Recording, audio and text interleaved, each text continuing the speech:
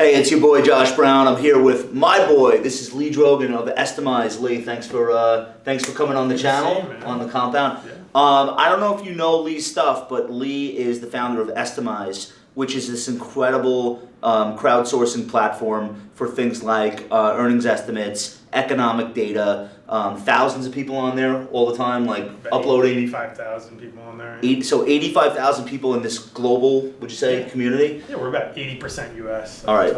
So I remember you founded it. You're like 8 years now. You've learned a lot about. Wow. All right. You've learned a lot about the crowd being smarter than experts. It's a core belief that I have, which is the way that we invest money for clients. We talk about the jelly bean thing. 40 estimates is better than 20. 20 is better than 10. But then there comes a point where diminishing returns. A million might not be better than 40. So how do you know when you have the right amount of people uploading estimates for Google's quarter or the whole S&P? Like, what is the right number? Can you know? Yeah, the quant models that we run actually take care of that, right? So they throw out people who behave poorly or don't spend enough time on the page when they make the estimate or make the estimate in a weird way, or they have a bad track record, or all of these things. So yeah, there is a law of diminishing returns to having a certain number of estimates. For us, once we have about 40 estimates for an earnings release, it's a lot better than the street estimates.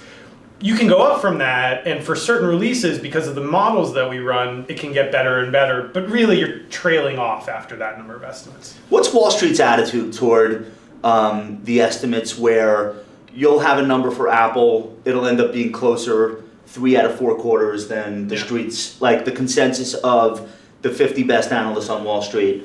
So they obviously have to be aware at this point that exists. Yeah, we've got 26 of those firms actually using our data and contributing to it. So they know it exists, and what they're doing is their clients know that the estimates that they're putting out are not actually representative of their actual views because of all sorts of biases and things that they have to deal with at their firms. They can't update their estimates close to the earnings release time, obviously. But yet, 4 other companies in their industry just reported, and of course there's new information associated with the next stock, right? But the analyst is in a quiet period. Yeah, his analyst is in a quiet period. He's not going to send out another report, which is how all these things get disseminated from them. So they actually like our data because they take it and they talk to their clients with it, right? Now, but like back in the day, before regulation, fair disclosure, before like all of these restrictions on who on Wall Street can get information before the crowd, like that quiet period was not really quiet. No, not at all. Like behind the scenes, there were all kinds of phone calls going on. And that's like done, or we think it's done, but... Think of Estimize basically as a dark pool for the trading of that information amongst the buy side. That's all it is at the end of the day. Hot. It's Is that your official yeah, tagline? It's a better mousetrap. It's like, okay. That's all it is. And then you have people uploading economic forecasts. Yeah. Is that better or worse than the earnings forecasts for stocks? Or are they about the same? The earnings forecasts for the stocks are better than the street about 70% of the time. The economics about 66% of the time. So a little worse, but still a bunch better than your... Now, the consensus for economic forecasts is not always Wall Street. It's like think tanks. No, so it's very interesting. The academics. Yeah, the equity stuff is inefficient from the sell side and better from us because of the biases of the industry, sell-side business concerns. Yeah, business concerns. Right. The economic stuff is literally because it's a one-time poll at a specific time instead of a time series of revisions to estimates at any point in time that people want to make them. And then there's just a limited number of economists and sell-side people who give that data. So it may not be biased, but we've got 4 times the amount of estimates that they will. Now, why are you so afraid to open the platform up to sports estimates? What's wrong with you? Because that could double your valuation overnight. The NBA is now cool with gambling.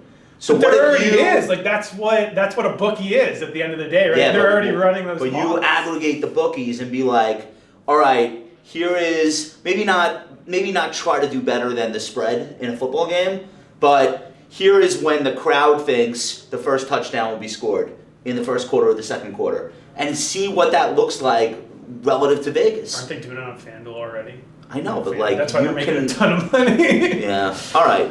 It's a great business. Listen, I can only lead a horse to water. I can't make that horse drink. I just real quick, I want to get into Q1 earnings season coming up. We don't do a ton of stock specific stuff on the YouTube channel. But like Macy's blew up this morning with a big profit warning. Apple blew up to start the year. Basically said, don't get excited about Q1. FedEx kind of had a profit warning middle of December. And they're all blaming sort of the same thing. Maybe not Macy's, but like trade stuff. Like, what are you seeing in trends on the platform? Because starting next week, we're going to start getting a lot of earnings reports. Yeah. And then they really intensify in February. So 2 huge things. We're on the back half of the hill now for the consumer. Like, it's been so good for so long. And consumer is 70% of the economy. Consumer discretionary has been so good. Expectations for consumer growth in 2019 of those stocks, second highest amongst any sector. I think it's still too high, and we're seeing it come down. And if we get an earnings recession in 2019, it'll be because those consumer numbers come down. Because what's in that bucket? Amazon, like you told me, stocks like that. All the retail names, home building related things, like all that stuff. So in major metro markets, we're now negative year over year on housing prices. Yes. Consumer sentiment is coming down. It was cooked. Like, this has been cooked up until last quarter. We started to see things crack just a little bit. We're getting worried about some of those names. The estimates are just too high.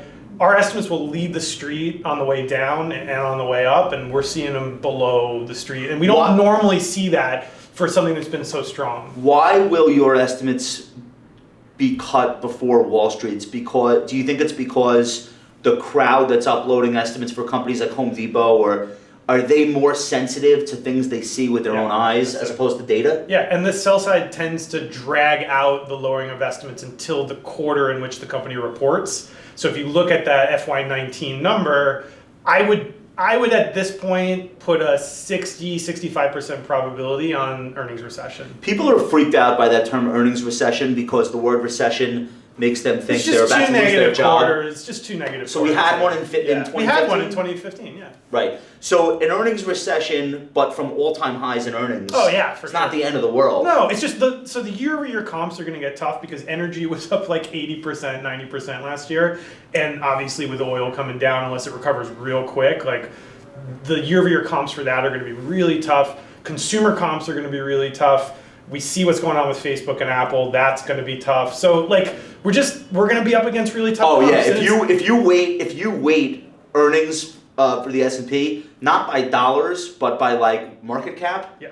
Like the biggest companies in the S&P have the most daunting earnings growth picture. And you just, like, this is a classic trading that you don't want to be investing heavily into tough comps. Like that's just one of the things that we know about names that have run a lot, right? You want to make sure that you're getting a little bit lighter there. Now the market's smart, and what if the market didn't, which is not the same thing as saying the market's always right. No. But what if the market had a 20% collapse and then a little bit of a bounce, and it's finding an equilibrium here, not because of China trade shit and all that, but really just because people are like getting more comfortable with this idea that the tax break at the end of 2017 was incredible for earnings growth in 2018, but we're not getting another tax break now. Like, now we're lapping it. And we're up against tough comps, right? I mean, this is going to be the really interesting quarter to see how the market handles coming off of a 25%, earnings year-over-year number, right? Like, we're not growing that fast anymore. It's going to be 11, 12. Right. Next quarter is going to be 4, 5, maybe. So the good news is we're now a 14 PE instead of 17. Yeah, I mean, it's definitely market is pricing that in, right? I think all those things are obviously connected: trade war and whatnot, feeding into the numbers. Hastert coming out and saying, international earnings are going to be bad. I don't believe the fact that he said it. That's crazy. But also, yeah, I understand why he said it because it's probably true. And that'll be, I think, the number one thing that people look for in taking multiples up or down here is how much are those international revs impacted by what's going on? Because that's going to hit industrials, which are expected to still be really good.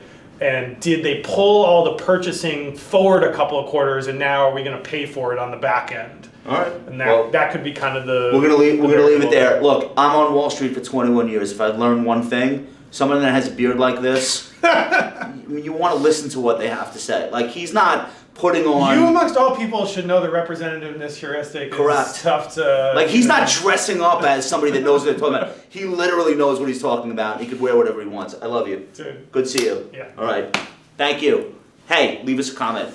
We'd love to hear your feedback. Make sure you're subscribing to the channel. And check out Estimize. Join the Estimize community if you have estimates on these things and you think the world should hear what they are. Talk to you soon.